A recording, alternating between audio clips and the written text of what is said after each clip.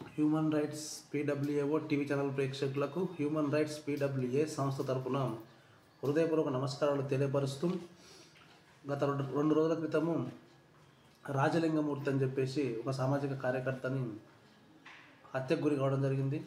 ఈ హత్య భూ వివాదాల వల్లనే ఈ హత్య జరిగిందని చెప్పి పోలీసు వారు తేల్చి చెప్పడం జరిగింది.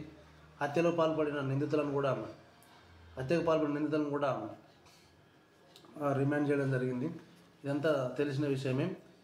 అయితే ఇక్కడ మనం గమనించాల్సిన అంశం ఏంటంటే, వాస్తవంగా ఈ హత్య జరిగినప్పుడు కొంతమంది అన్నారు, ఇతను కాళేశ్వరం ప్రాజెక్టు మేడిగడ్డ కుంగుబాటు విషయంలో హరీష్ రావు, కేసీఆర్ ప్రాజెక్టుకు సంబంధించిన ఇంజనీర్లపై కోర్టులో కేసు వేయడం జరిగిందని, ఈ హత్యకు ఆ కేసే కారణం అని చెప్పి పలు రకాలుగా అయి ఉండొచ్చు అని చెప్పేసి పలు రకాల ఆరోపణలు మనం విన్నాం. కానీ పోలీసు వారు చివరకు తేల్చారు భూ వివాదాలే కారణం అని చెప్పి. ఈ హత్యకు మన మేడిగడ్డ కేసుకు ఎలాంటి సంబంధం లేదని తేల్చారు. అయినప్పటికీ ఈ రాజలింగమూర్తి యొక్క సతీమణి సరళ ప్రెస్ మీట్లో మాట్లాడుతూ ఈ హత్య వెనకాల కేసీఆర్, హరీష్ రావుల పాత్ర ఉన్నదని చెప్పి ఆమె యొక్క అభిప్రాయాన్ని ఆమె వ్యక్తపరిచింది. ఈ విషయం మనందరికీ తెలిసిందే. అయితే ఈ మేడిగడ్డ కుంగుబాటు మీద రాజలింగమూర్తి వేసిన కేసు విషయంలో ఏం జరిగిందనేది మనము చూద్దాం. ఇక్కడ పత్రికా ప్రకటనలో రావడం జరిగింది, చూద్దాం. అది కాళేశ్వరం ప్రాజెక్టులో అవినీతి జరిగిందని కేసు పెట్టినందుకే భూపాలపల్లికి చెందిన రాజలింగమూర్తిని హత్య చేశారు. ఈ విషయాన్ని హతుడి భార్య బిడ్డలు ప్రెస్ మీట్ పెట్టి చెప్పారు అని రాష్ట్ర ప్రభుత్వం హైకోర్టుకు తెలిపింది. భారత నేరశిక్షా శృతిలోని సెక్షన్ 200 ప్రకారము రాజలింగమూర్తి ప్రైవేట్ ఫిర్యాదు దాఖలు చేశారని, ఆయన చనిపోయినప్పటికీ విచారణను కొనసాగించవచ్చునని, సాక్షులను విచారించి నిజాలు నిర్ధారించుకొని ఎఫ్ఐఆర్ నమోదుకు పోలీసులకు ఆదేశాలు ఇచ్చే అధికారం ట్రయల్ కోర్టుకు ఉందని పేర్కొంది.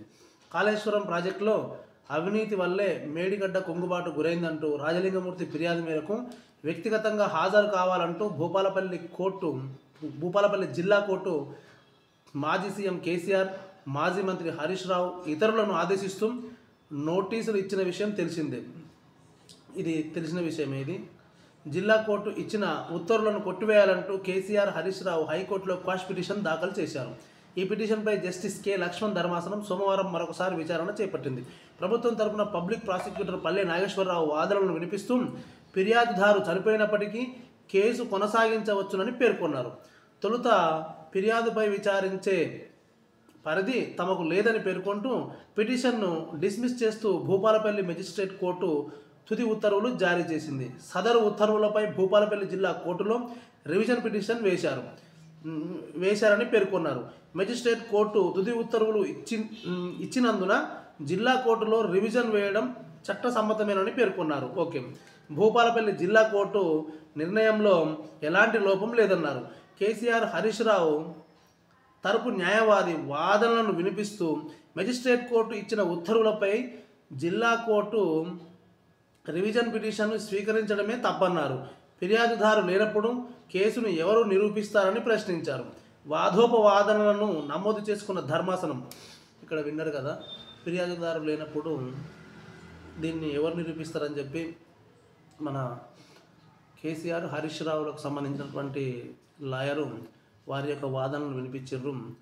మన ప్రభుత్వ లాయరు పిపి గారు నాగేశ్వరరావు గారు కూడా ఈ కేసును కొనసాగించవచ్చు అని చెప్పేసి వారు కూడా వారి యొక్క వాదనలను వినిపించిన సందర్భం మనం విన్నాం ఇప్పుడు.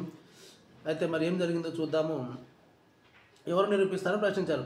వాదోపవాదనలు నమోదు చేసుకున్న ధర్మాసనం రాజలింగమూర్తి వారసులు ఈ కేసును కొనసాగించడానికి సిద్ధంగా ఉంటే వారి వాదన వినడానికి ఎలాంటి అభ్యంతరం లేదని స్పష్టం చేసింది. ఈ ఇరు వర్గాల లాయర్లది విన్న తర్వాత ధర్మాసనం ఏం స్పష్టం చేసిందంటే, రాజలింగమూర్తి యొక్క వారసులు ఎవరైనా ముందుకు వస్తే మనము ఈ కేసుని ముందుకు నడిపించవచ్చు అని సూచనలు చేసింది. అయితే ఎలాంటి అభ్యంతరం ఉండదని స్పష్టం చేసింది. ఫిర్యాదుదారు వారసుల నుంచి ఏదైనా సూచనలు అందాయా అని రాజలింగమూర్తి న్యాయవాదిని ప్రశ్నించింది. ఓకే, ఫిర్యాదుదారు సంబంధించిన వారసుల నుంచి ఏమైనా సూచనలు అందాయని ప్రశ్నించింది. దానికి న్యాయవాది స్పందిస్తూ ఎలాంటి సూచన అందలేదని చెప్పిరట. అలాంటప్పుడు కేవలం పత్రికల్లో వచ్చిన విషయాలను ఎలా ఆధారాలుగా చూపిస్తారని పీపీని ధర్మాసనం ప్రశ్నించింది. ఓకే, కేసులో తీర్పును రిజర్వ్ చేస్తున్నట్టు ప్రకటించింది. అయితే కేసులో ఈ తీర్పును రిజర్వ్ చేస్తున్నట్టు ప్రకటించింది. ఇంకా విషయానికి వస్తే రిజర్వ్ చేసిందంటే ఖచ్చితంగా దీని మీద పూర్తిగా ఒక నిర్ణయానికి వచ్చినట్టు అర్థమవుతుంది. దాన్ని ఇంకా వెలువరచలేదు. ఏమంటారు, ఆ తీర్పును ఖచ్చితంగా త్వరలో వెలువరుస్తుంది. మరి తీర్పు వచ్చిన తర్వాత మనకు ఏందనేది అర్థమవుతుంది క్లియర్గా. మరి ఈ కేసుని రాజలింగమూర్తి వారసులు అయితే ఎవరు ముందుకు ఎలాంటి సూచనలు చేయలేదని చెప్పి రాజలింగమూర్తి తరపు అడ్వకేటు ధర్మాసనానికి వివరించారు. మరి వాళ్ళు సరే, నేను ఈ విషయంలో నా వ్యక్తిగత అభిప్రాయం ఏంటంటే, రాజలింగమూర్తి గారి భార్య వచ్చేసి సరళ గారు వారి యొక్క భర్త హత్యకు మన కేసీఆర్ హరీష్ రావు గారు అని చెప్పి మన ప్రెస్ మీట్లో వాళ్ళ ఫ్యామిలీతో సహా వచ్చి ప్రెస్ మీట్లో చెప్పడం జరిగింది. ఈ ప్రెస్ మీట్లు చెప్పడం వీటి వలన ఒక సమాజానికి తెలియపరచడం ఒక భాగం అయితే, చట్టపరంగా మీరు అడ్వకేట్ త్రూ ఈ విషయంలో మీరు సిబిసిఐడి ఎంక్వైరీని కోరే వెసులుబాటు మన రాజ్యాంగంలో ఉంది కనుక మీరు తొందరలో మీకు ఒకవేళ అలాంటి అనుమానాలు ఏమైనా ఉంటే మీరు ఆ పని చేసుకుంటే బాగుంటుందని చెప్పి మా human rights protection and welfare awareness organisation తరఫున మేము మీకు మా యొక్క సజెషన్ చేస్తున్నాము. అలాగే ఈ యొక్క మేడిగడ్డ ప్రాజెక్టు కుంగుబాటు విషయంలో ఇక రాజలింగమూర్తి వేసిన కేసు రాజలింగమూర్తి లేడు కనుక ఈ కేసు ఇంతటితో క్లోజ్ అయిపోద్ది, వాళ్ళకి అనుకూలంగా తీర్పు వస్తుంది అనుకోవడానికి కూడా లేదు. ఇక్కడ తీర్పు ఏమొస్తుంది అనేది చూద్దాం. ఇన్ కేసు ఒకవేళ తీర్పు కనుక ఇక్కడ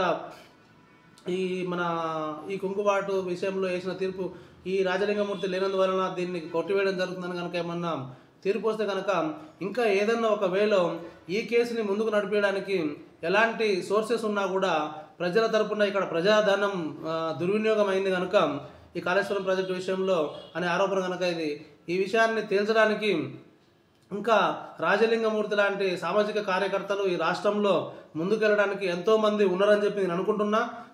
ఇన్ కేసు ఒకవేళ అలాంటి సందర్భమే ఎదురైతే ఎవరు ఈ కేసుని ముందుకు నడిపించడానికి రాని పక్షంలో human rights protection and welfare awareness organisation తరఫున మేము సిద్ధంగా ఉన్నాం. ఒకవేళ ఈ కేసుని ఇట్లా వేయడానికి అవకాశం ఉంది, చట్టంలో వెసులుబాటు ఉంది అనుకుంటే కనుక మళ్ళీ దీన్ని రివిజన్ పిటిషన్ వేయడానికి కూడా మేము రీపిటిషన్ అంటే మళ్ళీ ఒక పిటిషన్ని సంస్థ తరపున ఈ కేసుని వేయడానికి కూడా మేము సిద్ధంగా ఉన్నామని చెప్పి, ప్రజల పక్షాన నిలబడడానికి సిద్ధంగా ఉన్నామని చెప్పి మేము మా యొక్క channel human rights PWO channel ద్వారా తెలియపరుస్తున్నాం.